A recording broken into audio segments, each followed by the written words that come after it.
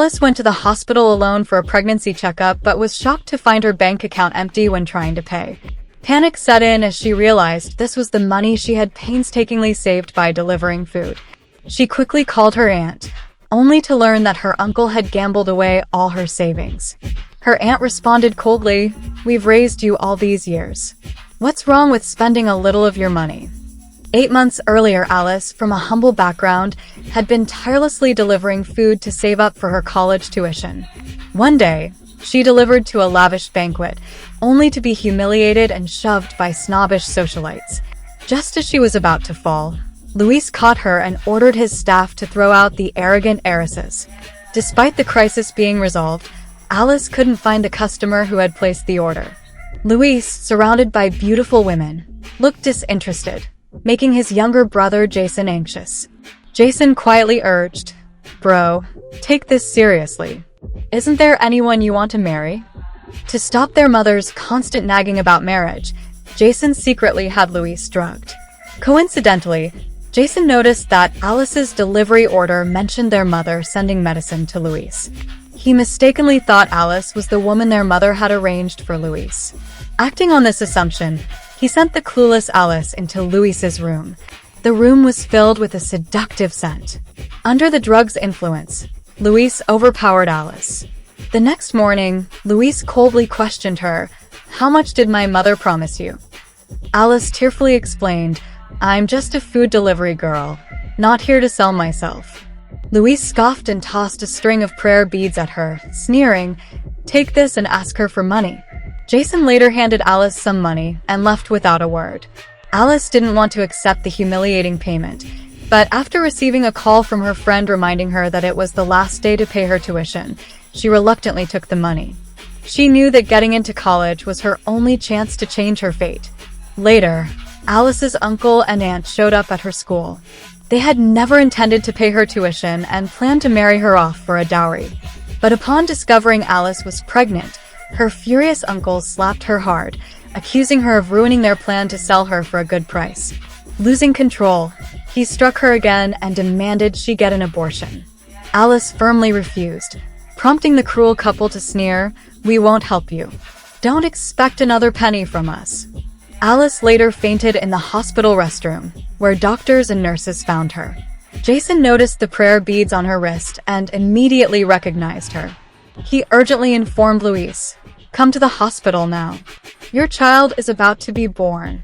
Luis coldly replied, "I'll wait for the DNA results. I don't trust a woman who climbs into bed so easily." Upon hearing the news, their mother rushed to go to the hospital, but Luis sneered, "She took your money and secretly got pregnant? She did this on purpose." His mother, confused, said, "When did I arrange any woman? I only sent a delivery person with medicine. I didn't even know if it was a man or a woman." Luis froze, realizing he had completely misunderstood Alice. After Alice regained consciousness, the doctor informed her that the baby was safe but she needed to take extra care of her health. Suddenly, her uncle and aunt stormed into the hospital room, aggressively questioning the doctor, "Who told you to save her? That baby should have been aborted." They violently grabbed Alice, shouting, "As long as she gives birth to a stillborn, the old man in the village will marry her."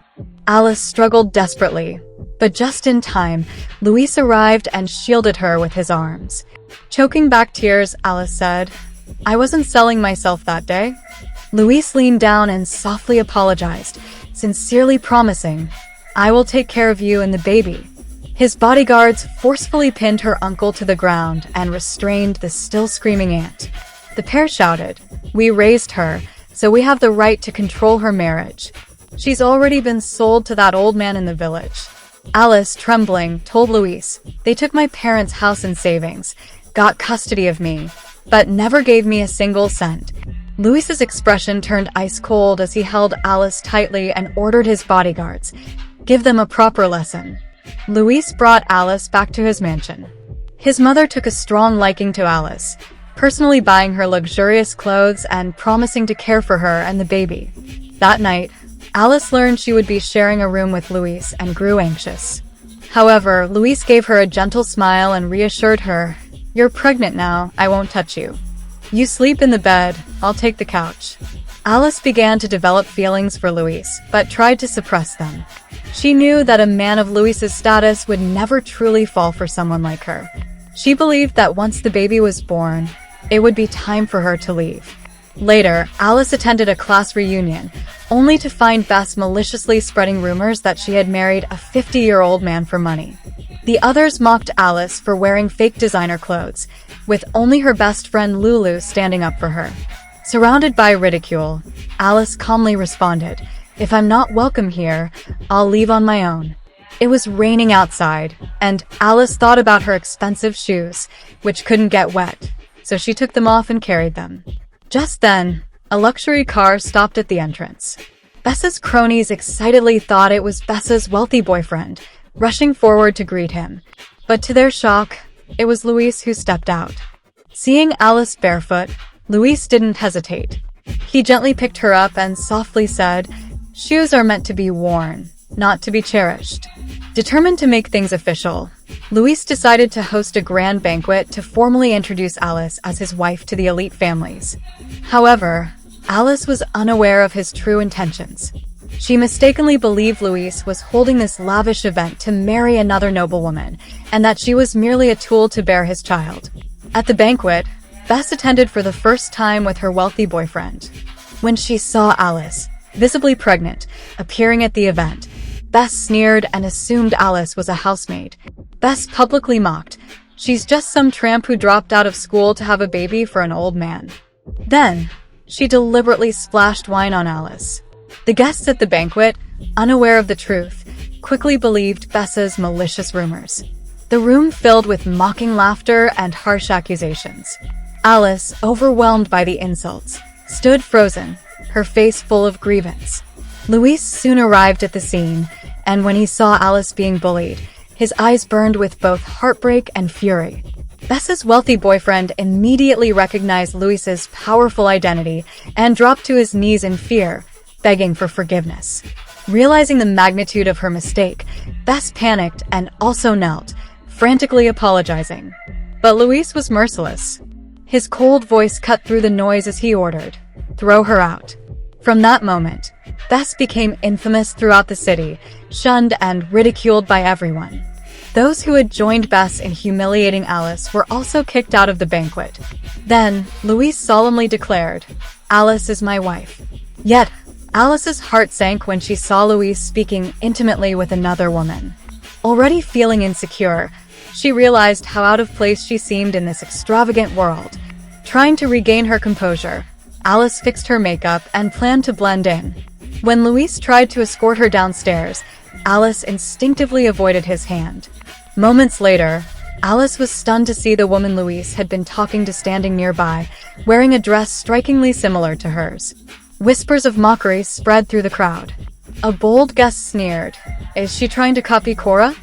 Just as Alice was about to explain herself, the woman, Cora, suddenly stepped forward and slapped the gossiping guests without hesitation. It turned out that the woman was Luis's older sister, Cora. Seeing Alice's awkwardness, Cora chuckled softly and gently comforted her. From their first meeting, Cora genuinely liked Alice.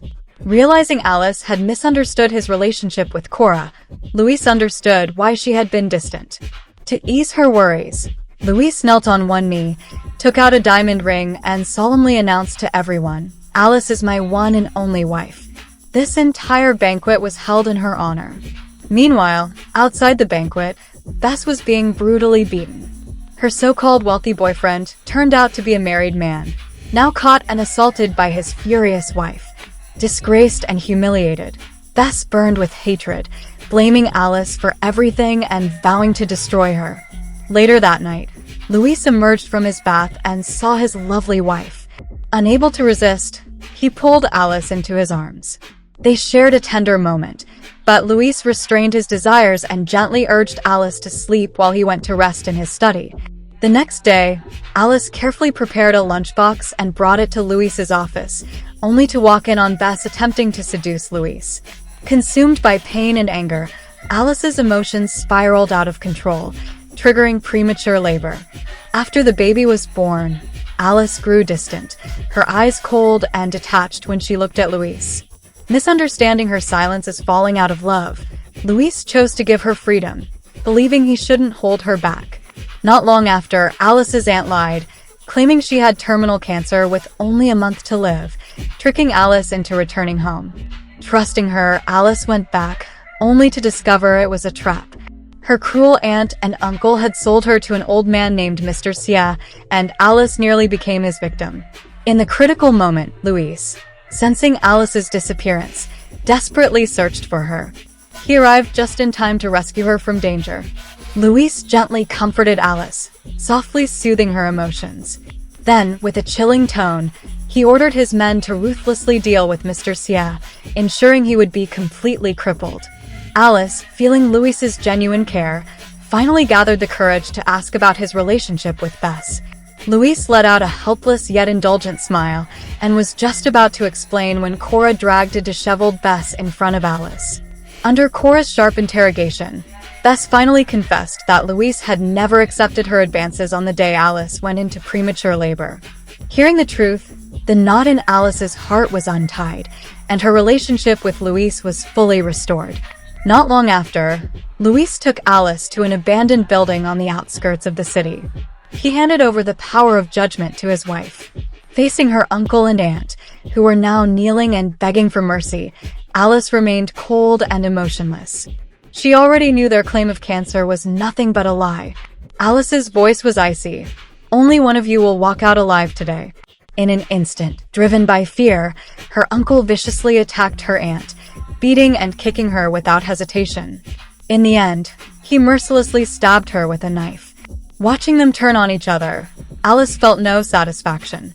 Luis gently took Alice's hand and led her away, returning to the mansion. Luis's mother looked at Alice with warmth and affection, softly saying, "You're part of our family now. No one will dare to hurt you again."